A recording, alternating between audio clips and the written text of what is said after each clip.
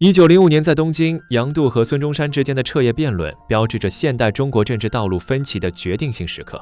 The core of the debate was gradual reform versus radical revolution, essentially a Chinese confrontation between Scottish conservatism and continental radical revolutionary thought. Yang Du upheld Burkean conservatism, deeply influenced by Scottish Enlightenment thinkers including Hume, Adam Smith, and Burke. He argued that China lacked the soil for democratic republicanism. Due to low popular enlightenment and complex social structure, radical revolution would inevitably lead to social chaos and national division. In the debate, he elaborated his views to Sun Yat-sen.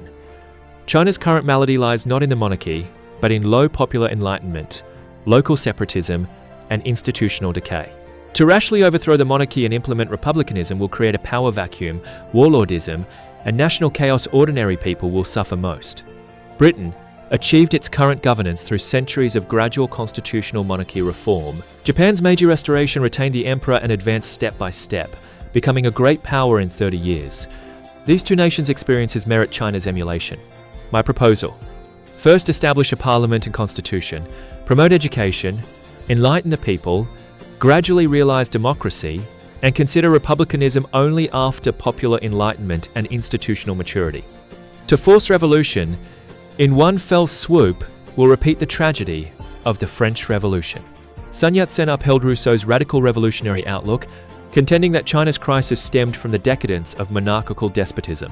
National prosperity and strength, he insisted, could only be achieved by overthrowing the Qing court through violent revolution and establishing a democratic republican regime. He retorted to Yang Du, "The Chinese people are not unenlightenable, their ignorance is imposed by autocratic monarchy. Overthrow the Qing, establish a republican government, and promulgate a democratic constitution, and popular enlightenment will advance swiftly." Britain and Japan could pursue gradual reform because their monarchs retained a measure of conscience. The Qing court, however, is rotten to the core and irredeemable. It can only be eliminated by revolution. For all its turmoil, the French Revolution ultimately consolidated a republican system and laid a foundation for posterity. China today faces mortal peril. There is no room for gradual reform. Revolution is the only path to national survival. Yang Du countered further. Corrupt though the Qing may be, it still commands a measure of governing legitimacy. If we can constrain imperial power through constitutionalism and advance reform, a peaceful transition remains possible. Revolution will inevitably ignite civil strife, invite foreign intervention, and expose China to the danger of partition. Your notion of construction after revolutionary victory is sheer fantasy. Once war erupts, the situation will spiral beyond control. 孙逸仙回复, Revolution inevitably demands bloodshed, but sacrifice is unavoidable for national independence and rejuvenation. I firmly believe that united revolutionaries will swiftly overthrow the Qing, establish a republican government, and restore social order. The debate raged all night. The two sides stood their ground and parted without consensus.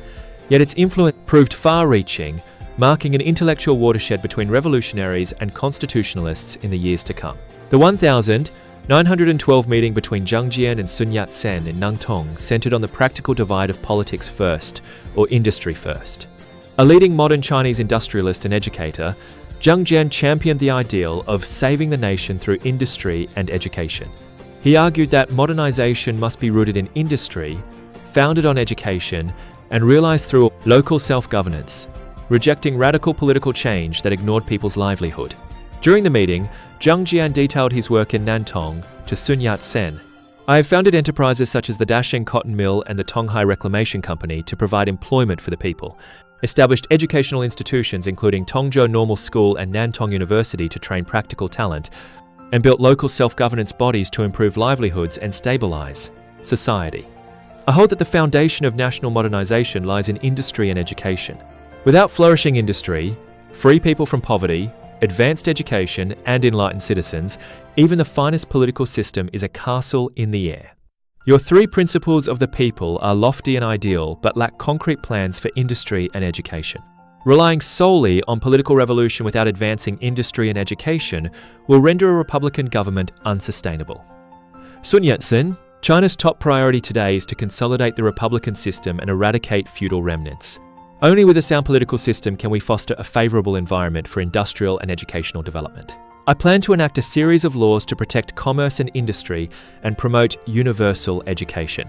Yet the most urgent task is to resolve warlord separatism and unify state power. Zhang Jian retorted, "Unifying state power is important, but industry and education are the bedrock of unification. Only when people have food to eat and access to education will they support the Republican government. Only when local economies thrive will national cohesion take root and separatism fade. Your focus on military unification, while neglecting industry and education, will leave the country unable to maintain long-term stability even if national unification is achieved. The Western powers are strong not merely because of advanced political systems, but because of developed industry and universal education. For China to truly prosper, it must follow the path of industry / education / self-governance, step by step, not in reckless haste." After the meeting, Zhang Jian respected Sun Yat-sen's ideals but remained committed to his own approach, deepening industrial and educational development in Nantong and becoming a model of gradual reform in modern China. Luo Zhitian commented, "The debates between Yang Du, Zhang Jian, and Sun Yat-sen essentially represented a clash of three modernization paths. Yang Du 强调制度渐进主义，张謇优先考虑工业基础 and Sun Yat-sen focused on political revolution. These paths reflected the divergent visions of modernization among modern China's elites. History ultimately proved that radical revolution divorced from industrial foundations and institutional constraints cannot deliver long-term national stability. Scottish conservatism, centered on David Hume, Adam Smith, and EDMUNDBURKE, stood in sharp contrast to continental radical revolutionary thought. IT's core tenets include opposition to abstract rationalism, emphasis on spontaneous order, advocacy of gradual reform, and integration of tradition and reality.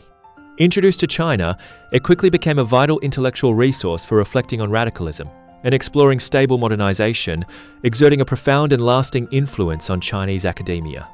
In the early Republican years, scholars such as Zhang Shishao, Liangqiu and Duyaqan pioneered the introduction of Burkean conservatism.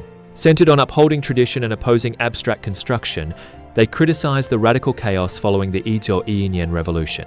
In a series of essays in the Tiger magazine, Zhang Shishao drew on Burke's critique of the French Revolution, noting, "Revolutionaries imposed abstract republican ideals on China, ignoring its historical traditions and social realities, leading to warlord separatism and social turmoil exactly as Burke warned that radical change detached from tradition inevitably collapses order." 梁启超在《欧游新影录》中同样反思道：“西方的民主与自由理想固然可贵，但必须与民族传统相结合，循序渐进地推行，以免引发混乱。” Following the reform and opening up era, as reflection on planned economics deepened, academia focused on introducing the ideas of Adam Smith and Hume. Scholars explored not only the free market theories in The Wealth of Nations, but also the concepts of market morality and spontaneous order in the theory of moral sentiments. They linked Scottish conservatism with Hayekian neoliberalism, arguing that the failure of planned economics stemmed from rational hubris. Market order is a product of spontaneous evolution, not human design. Wu Jinglian noted in Market Economy and the Rule of Law, the core of Adam Smith's thought lies not only in the invisible hand but in the unity of market order and moral sentiments. CHINA, the market-oriented reform, 必须 respect the spontaneous order of the market, 同时 establishing 相应的 moral and legal norms, a key lesson from Scottish conservatism.